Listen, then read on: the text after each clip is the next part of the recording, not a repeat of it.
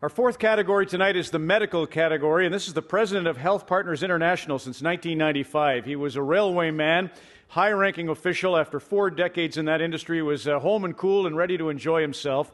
But in the early 90s, and maybe he'll touch on this story, he heard about some people who were dying of simple cancers in Croatia, Hodgkin's lymphoma, etc., and something had to be done. They needed to get medical supplies. They needed chemo. They needed something overseas in split Croatia. This was during the Bosnian-Croatian War, former Yugoslavia. And he took it upon himself to help there. He had the expertise to make the connections, to make the money. What a job he's done. Back then, in that first year, they raised about $3 million. We're now nearly $250 million in contributions, thanks to his efforts. His name is John Kelsall. And John, I'll get you to start making your way up here. I mentioned you've raised significant funds for medicines, vaccines, and supplies for people from war-torn countries around the world. The list of nations you've helped is now at 100 plus, including capacity-building programs. We're on the brink of a new agenda for a sustainable Afghanistan.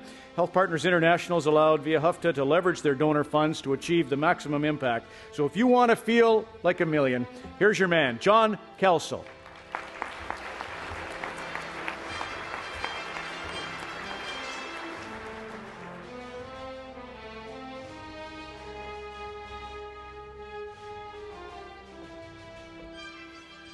It's a privilege to be with all of you tonight.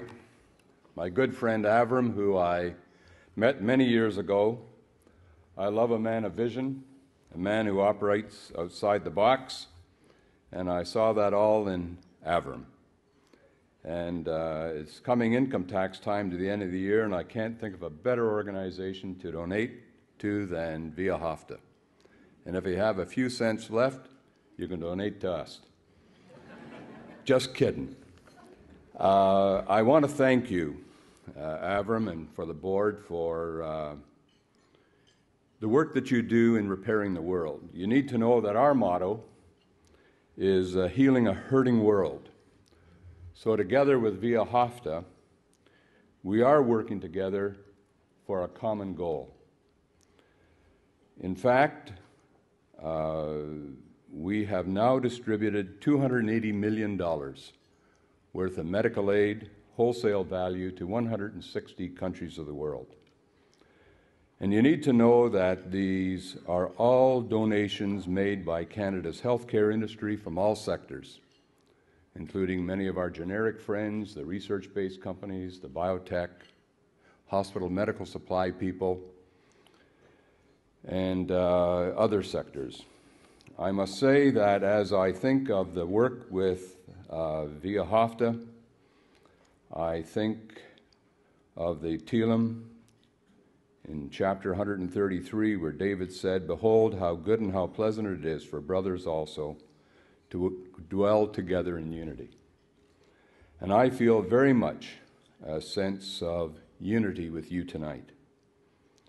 And we are very proud to join with Veahavta to relieve suffering and promote justice through the provision of medical aid. We've worked together in Guyana.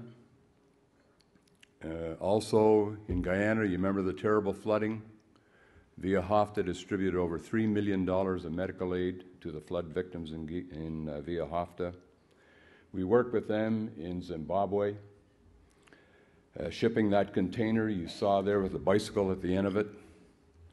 That little container held over $3 million of totally demand-driven medical aid going to a hospital run by the Salvation Army in Zimbabwe.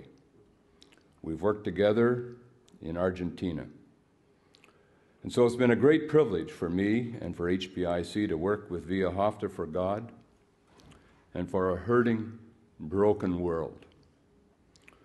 And I must say, I really appreciate your gesture here today, and I dedicate this in honor to the men and women who have made personal sacrifices. We were just talking at our table. It takes these. It takes pounding pavement to make things happen.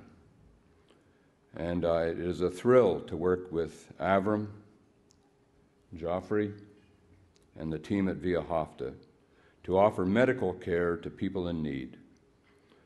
and to a God who hears the cry of the poor and the oppressed and sends help through organizations such as Veahavta. So I want to thank Avram.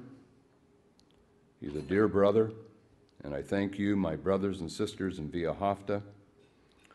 I want you to know that I have a great love for the Jewish people. I was part of a group of Canadian Christians who brought 24 survivors of the ship St. Louis to Canada, and we apologized to them for not speaking up when we should have in 1939, 1940.